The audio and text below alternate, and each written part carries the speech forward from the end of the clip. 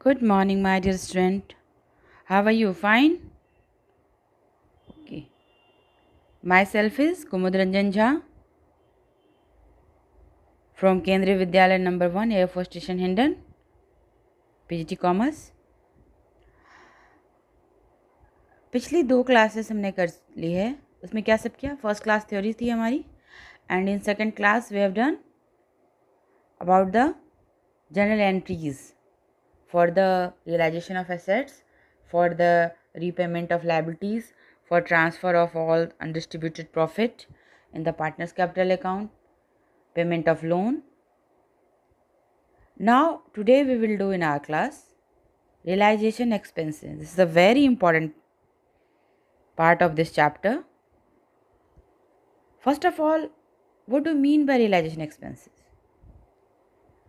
Realization expenses or resolution expenses are incurred in dissolving the firm by selling the assets and paying the liabilities.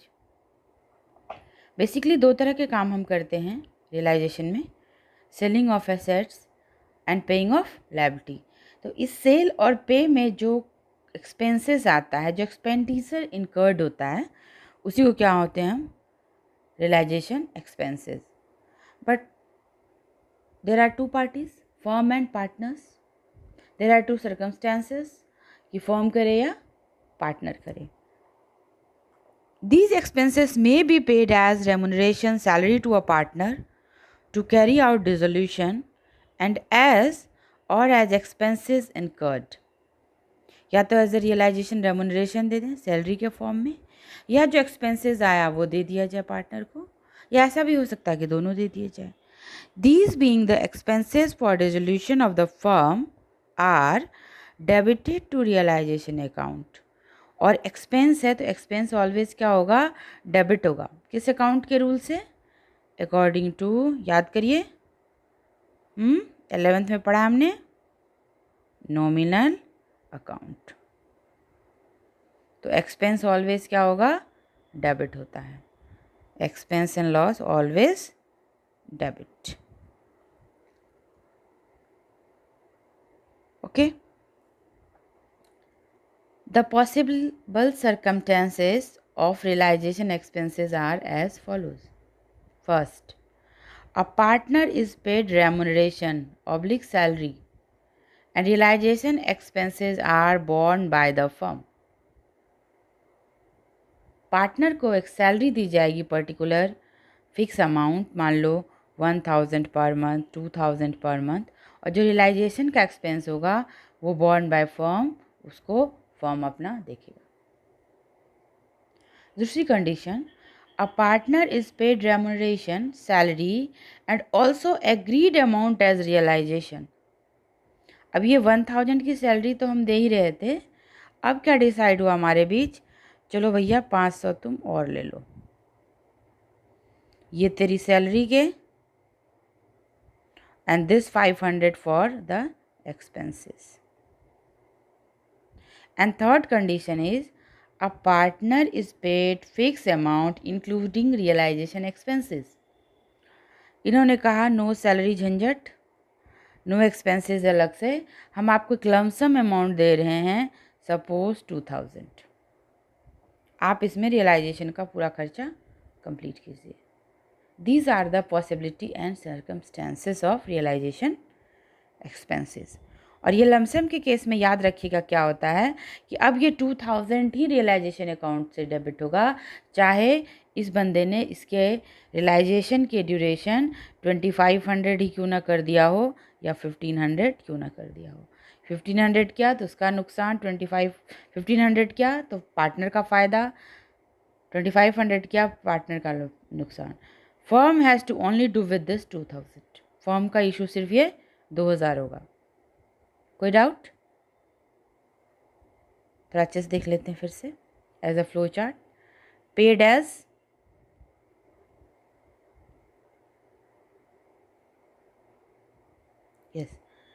paid as salary and remuneration, a fixed amount, as an expense. Salary and remuneration always debited to realization because expense,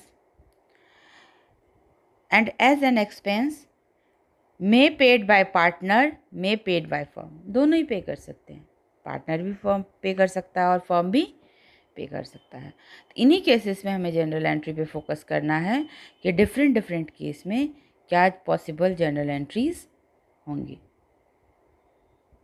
have a look. First, for remuneration salary to a partner, एक simple सा case है जिसमें remuneration और salary partners को दी जाती है। तो realisation account debit to concern partner capital account, to concern partner capital account, remuneration और salary credited to partners capital, partners के कैपिटल में क्रेडिट कर दिया गया रेमुनरेशन और salary. Second case, for realisation expenses borne and paid by the firm, firm की पूरी involvement है, borne by the firm and paid by the fund, तो again realisation account debit to cash, क्योंकि खुद से दे रहा है firm, paid by the firm तो cash, realisation expense paid by the firm. Third situation, for realisation expenses borne by the firm but paid by the partner, firm ने कहा चलो हम देंगे, बट पेमेंट उसकी इमीडिएटली कौन कर रहा है, पार्टनर कर रहा है, तो फ्यूचर में तो फर्म को पार्टनर को देना पड़ेगा, it will be credited to the partner's capital account, then entry would be realization account debit to concern partner capital account, realization expenses paid by partner credited to his capital account. Direct यदि firm देता तो cash हो जाता to side में। For realisation expenses borne by the firm but partially paid by the firm and balanced by the partner, अब दोनों share कर रहे हैं। सपोज 1000 का एक्सपेंसेस था तो 500 फर्म ने कहा मैं दे देता हूँ और 500 पार्टनर देगा, तो ऊपर की दोनों एंट्री अब देखो कंबाइंड फॉर्म में आ गई। रियलाइजेशन तो डेबिट ही होगा क्योंकि एक्सपेंसेस है फर्म के लिए, expenses for firm, to cash with 500, realization with the 1000 and to concerned partners capital 500, realization expenses paid by the partner credited to his partners capital account, और जो कैश हो दोनों ने शेयर किया है, ठीक है, दोनों के अकाउंट में देते हैं, जो फर्म ने दिया वो कैश होगा और जो पार्टनर ने दिया वो टू कंसर्न पार्टनर कैपिटल होगा। रियलाइजेशन तो हर हाल में डेबिट होगा यदि फर्म का एक्सपेंस है तो। दो कंडीशन है जिसमें रियलाइजेशन डेबिट नहीं होगा, बताती हूँ आगे। Payment of realization expenses, payment of realization expenses,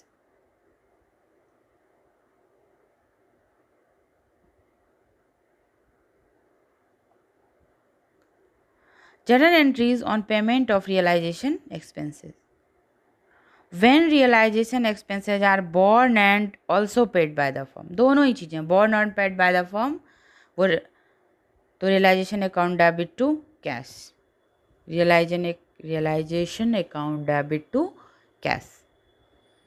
when realization expenses were to be borne by the firm but are paid by the partner, realization debit borne by the firm, that's why realization debit, but paid by the partner, तो partners capital में credit होगा, यहाँ cash नहीं होगा क्योंकि firm direct पैसे नहीं दे रही है, तो फर्म से पैसा नहीं जा रहा है, फर्म ने किसको देना है, पार्टनर को देना है फ्यूचर में, तो पार्टनर्स क्या हो गया, क्रेडिट हो गया। देन आएगा हमारे पास when realization expenses are borne and paid by the same partner, when realization expenses are borne and paid by the same partner, borne and paid by the firm, ध्यान से देखिए इस लाइन को, there is no information regarding the firm, there is no involvement of firm, इस पूरी sentence में कहीं भी फर्म के रिगार्डिंग कुछ नहीं है, ना बॉर्न है ना पेड है। तो फर्म जब इन्वॉल्व नहीं है then there will be no entry, because realization account is prepared for firm, not for the any other partners. Whatever account we are preparing in resolution, it's all in the book of firm. In the book of firm. What does it means? इसमें किसी individual partner से हमें लेना देना नहीं है. We are preparing for entire account for the firm and there is no involvement of firm, so no entry. Question में भी आपको याद रखना है, बॉर्न बाय द पार्टनर होगा and paid by the partner होगा, फर्म की कोई इन्वॉल्वमेंट नहीं होगी तो उसमें no entry. Then when any of the partners agree to carry out resolution for an agreed remuneration including realization expenses. अब कोई एग्री हो रहा है, पार्टनर कह रहा है नहीं मैं कर दूंगा, मेरा एग्रीमेंट है, agree to carry out resolution for an agreed remuneration, उसको एक लमसम अमाउंट दिया गया है जो हमने बात की थी तभी 2000 की. तो उस केस में क्या होगा, तो रियलाइजेशन तो डेबिट ही होगा टू कंसर्न पार्टनर कैपिटल. तो आप देख रहे हैं कि मोस्ट ऑफ द केसेस में रियलाइजेशन अकाउंट डेबिट हो रहा है, सिर्फ 2 केसेस में नहीं होगा. एक में तो नो एंट्री होगी तो रियलाइजेशन आएगा ही नहीं, और दूसरा केस ये रहा आपका when realization expenses are borne by a partner, तो पार्टनर का खर्चा है, and paid by the firm, it's not the firm expenses, so realization यहाँ इन्वॉल्व नहीं होगा. बट पेमेंट कौन कर रहा है, फर्म कर रहा है, किसके बिहाफ पे, पार्टनर के बिहाफ पे. तो फ्यूचर में वो क्या करेगा, किससे लेगा, कंसर्न पार्टनर से. तो concern partner capital debit to partners, sorry to cash और बैंक. कैश और बैंक तो फर्म से जा रहा है बट रियलाइजेशन की वजह से नहीं जा रहा है, उस पार्टनर के पेमेंट की वजह से जा रहा है. तो partners capital account debit to cash oblique bank. After doing an example or question, we will be more clear about this. First, past journal entries for the following transactions. Realization expenses,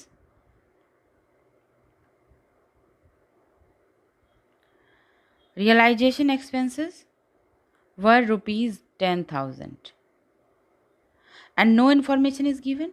Who has done it? किसने पे किया? Who has paid it? Partner ने किया, form ने किया. It means it's paid by the form. If nothing in given, 100% इसका meaning होगा paid by form. ठीक है, तो रियलाइजेशन टू कैश और बैंक, इसकी एंट्री क्या हो जाएगी, realisation account debit to cash और bank. Realisation expenses of ₹5,000 were paid by Taran a partner. Clear लिखा है ना. रियलाइजेशन एक्सपेंसेस जो है इसको किसने पे किया, पार्टनर ने किया. तो पार्टनर कैपिटल क्रेडिट हो जाएगा और डेबिट हो जाएगा realisation. Realisation expenses of 5,000 but paid by the firm on behalf और Madan a partner. On behalf of, तो बिहाफ पे जब करेंगे तब रियलाइजेशन डेबिट नहीं होगा, तब कंसर्न पार्टनर डेबिट होगा और टू कैश और बैंक हो जाएगा because paying bye the firm. And then Pavan, a partner, was paid remuneration including expenses. Means here Raman is getting lump sum amount, carry out dissolution of the firm and actual expenses were 10,000. Again actual का क्या हुआ हमें कुछ नहीं करना, समझा रहा था, अभी बता रही थी, बात बताई थी हमने आपको, ये उसकी किस्मत है. एक्चुअल एक्सपेंसेस से हमें कुछ नहीं करना होगा. यहाँ जो एंट्री होगी हमारी वो किससे होगी, the amount given by the firm.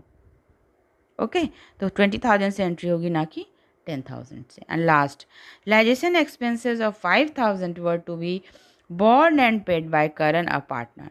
Borne by Karan, paid by Karan. Then firm is here, nothing. Firm को क्या करना, कुछ नहीं करना. We are preparing the account in the book of firm, but there is no information regarding the firm. It's a partner's private expenses. इसकी entry नहीं होगी, no entry. कोई डाउट? अब एक सॉल्यूशन देखते हैं, इसी का सॉल्यूशन देखते हैं. फर्स्ट बात हुई थी हमारी, डायरेक्ट पेमेंट था, तो realisation account debit to cash oblique bank, dissolution expenses paid. No information given means paid by the firm. तो realisation expenses debit to cash और बैंक। नेक्स्ट, तरन ने पे किया था। Realisation account debit to Taran's capital 5000, resolution expenses paid by the partner credited. Third, Madan's account debit to cash. ये behalf वाला question होता है। जब बिहाफ पे होगा तो पार्टनर्स क्या होगा, वो डेबिट हो जाएगा।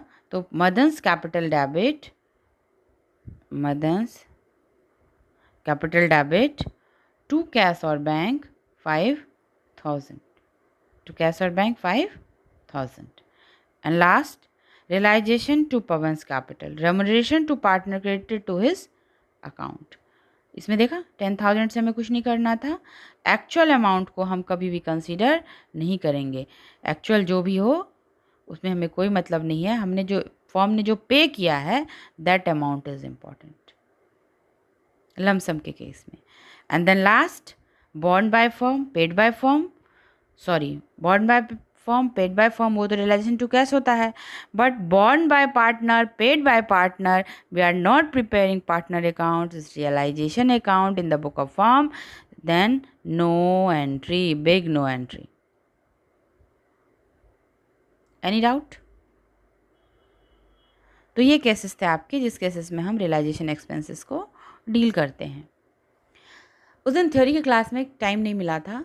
एक चीज़ थी जो बहुत इंपॉर्टेंट है और सीबीएसई में बार बार क्वेश्चन आता है ये, और हमें समझना भी चाहिए।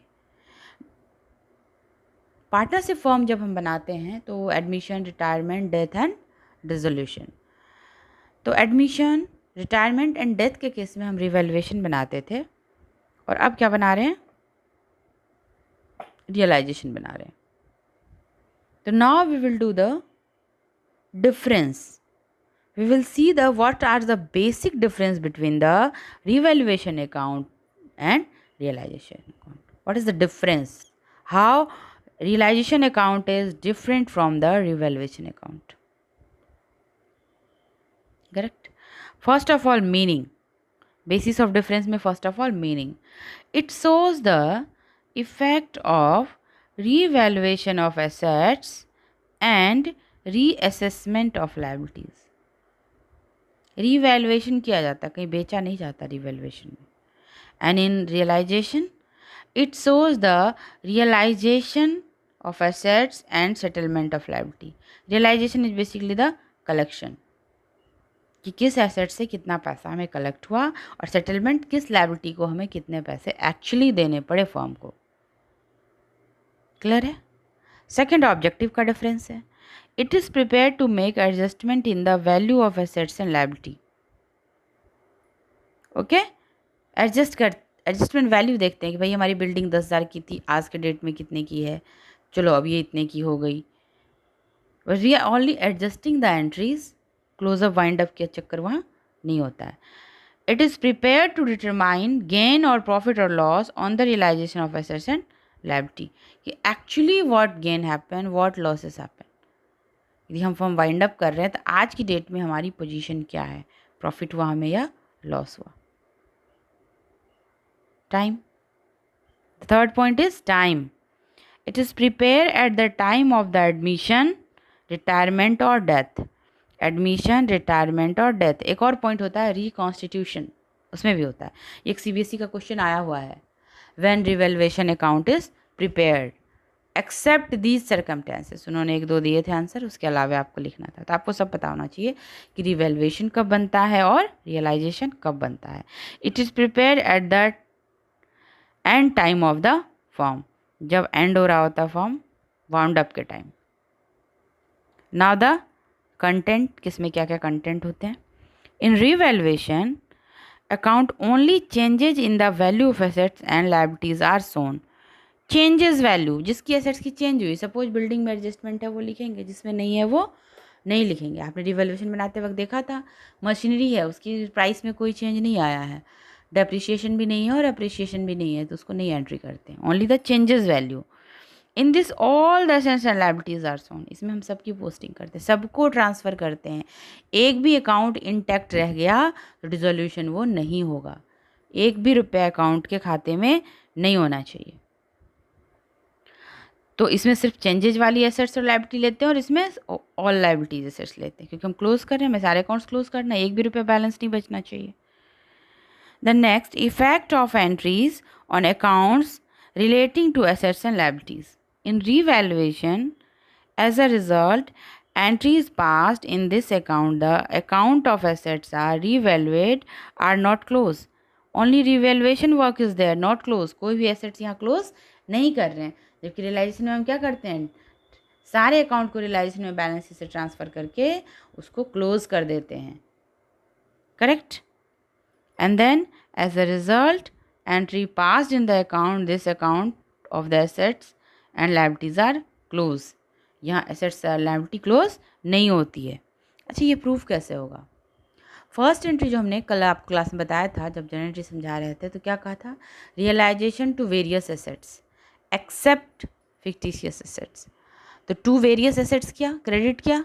जबकि एक्चुअल में एसेट का बैलेंस क्या होता है? ऑलवेज डेबिट होता है. और डेबिट को क्रेडिट करने का क्या मतलब है? जो चीज़ ऑलवेज डेबिट है उसको यदि हम आप क्रेडिट कर रहे हैं आज, तो that means we are cancelling that assets. Got it? तो पूरी तरह से अकाउंट्स क्लोज होता है रियलाइजेशन में. Then frequency of preparation. This account may be prepared, revaluation account may be prepared number of time during the life time of a firm. जितने बार नया कोई पार्टनर आएगा रिवैल्यूएशन बनेगा. किसी की रिटायरमेंट होगी रिवैल्यूएशन बनेगा. किसी की डेथ होगी रिवैल्यूएशन बनेगा. मान लो किसी को मन किया पार्टनर्स को कि हम अपना प्रॉफिट आज से शेयर चेंज करते हैं, then they will prepare revaluation. But realization account, this account is prepared only once during the life of a firm. जिंदगी में एक बार, जैसे आदमी एक बार मरता है, बार बार कोई नहीं मरता ना. तो ये मृत्यु है, ये फर्म की डेथ है, ख़त्म हुआ, फर्म ही ख़त्म हो गया, तो सिर्फ एक बार बनता है. तो आज हमने क्या सब किया? डिफरेंस किया रिवैल्यूएशन और रियलाइजेशन का, और एक्सपेंसेस की ट्रीटमेंट की. पहले तो रिसीविंग का कॉन्सेप्ट हम लेंगे, या तो सैलरी के फॉर्म में होगी, या सैलरी प्लस एक्सपेंसेस होगा, या लमसम अमाउंट होगा. करेक्ट.